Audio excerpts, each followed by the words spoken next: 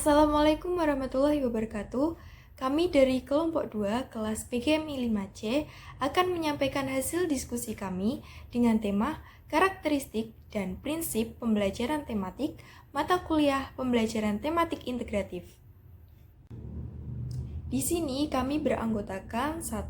Desi Wulandari dengan NIM 193141084. Yang kedua, Putri Sahila Miranda dengan NIM 193141088. Yang ketiga, saya, Lisa Ferisa Yudaningrum dengan NIM 193141098. Baiklah, materi yang pertama yaitu karakteristik pembelajaran tematik. Karakteristik pembelajaran tematik itu ada 6. Yang pertama, berpusat kepada siswa. Di sini siswa sebagai subjek, sedangkan guru berperan sebagai fasilitator. Jadi, siswa ini tidak harus mengandalkan guru untuk menyampaikan materinya. Ini berguna untuk menjadikan kemudahan bagi siswa dalam melaksanakan aktivitas belajarnya. Juga berguna untuk siswa dapat menggali lagi pemahaman-pemahaman yang mereka miliki agar dapat meningkatkan mutu belajar siswa-siswi sendiri. Karakteristik yang kedua yaitu memberikan pengalaman langsung. Jadi dalam pembelajaran tematik ini, siswa akan dihadapkan oleh sesuatu yang nyata atau konkret.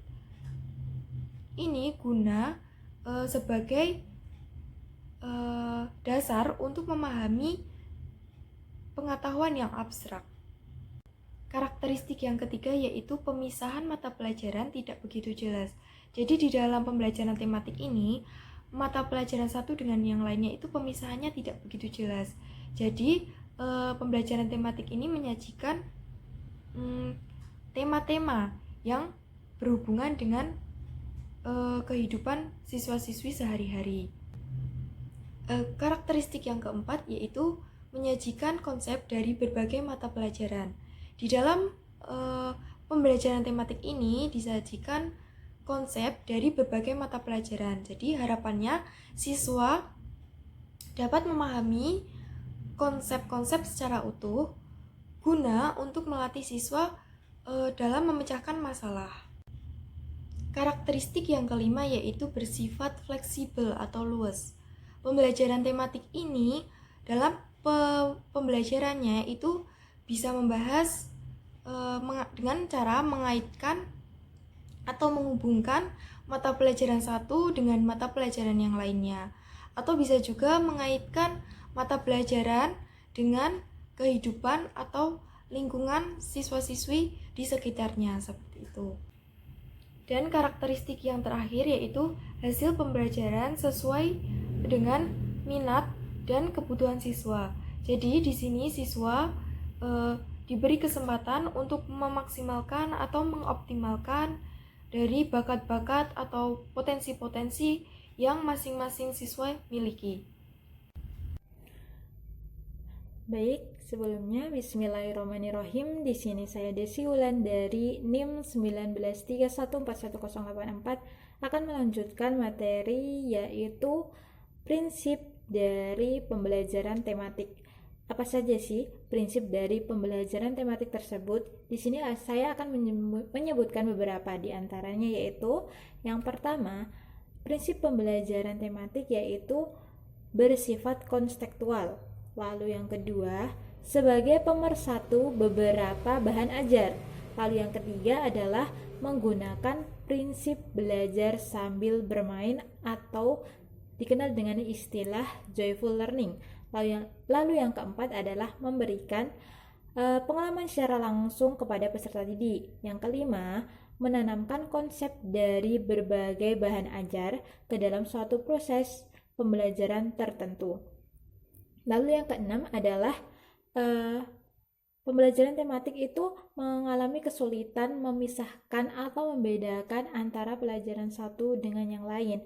Lalu yang ketujuh adalah berkembang sesuai kemampuan, kebutuhan, dan minat dari peserta didik itu sendiri. Lalu yang ke-8 adalah bersifat fleksibel. Dan yang terakhir atau yang ke-9 yaitu menggunakan variasi beberapa metode dalam pembelajaran tematik. Jadi mungkin cukup sekian materi yang dapat saya sampaikan terkait dari prinsip pembelajaran tematik. Untuk materi yang selanjutnya akan disampaikan oleh presenter setelah saya. Terima kasih. Di sini dengan saya Putri Sahila Miranda dengan NIM 193141088. Di sini saya akan menjelaskan materi ketiga yaitu tentang kelemahan dan kelebihan pembelajaran tematik. Pembelajaran tematik itu mempunyai kelemahan dan kelebihan. Di sini saya yang pertama akan menjelaskan kelemahan dari pembelajaran ini. Yang pertama yaitu dapat mengurangi overlapping antara berbagai mata pelajaran. Yang kedua, menghemat pelaksanaan pembelajaran terutama dari segi waktu. Jadi dari segi waktunya itu menjadi hemat. Dan yang ketiga yaitu anak didik mampu melihat hubungan-hubungan yang bermakna. Yang keempat, pembelajaran menjadi holistik dan menyeluruh, akumulasi pengetahuan dan pengalaman anak didik tersebut.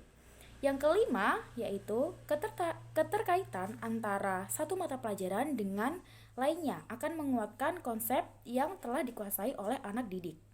Dan yang selanjutnya yaitu mengenai kelebihan dari pembelajaran tematik.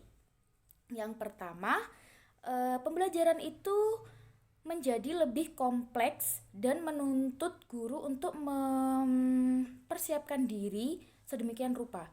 Jadi itu guru harus benar-benar mempersiapkan diri untuk pembelajaran tematik ini. Yang kedua yaitu persiapan yang harus dilakukan oleh guru pun lebih lama. Persiapan yang dilakukan guru itu memakan waktu yang cukup lama untuk melakukan pembelajaran tematik ini.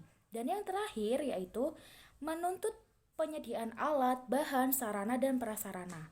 Jadi tematik itu kelebihannya juga harus menuntut penyediaan mulai dari alat, bahan, sarana, maupun prasarananya. Mungkin cukup sekian presentasi dari kelompok 2. Apabila ada kekurangan atau kesalahan kata mohon maaf. Wassalamualaikum warahmatullahi wabarakatuh.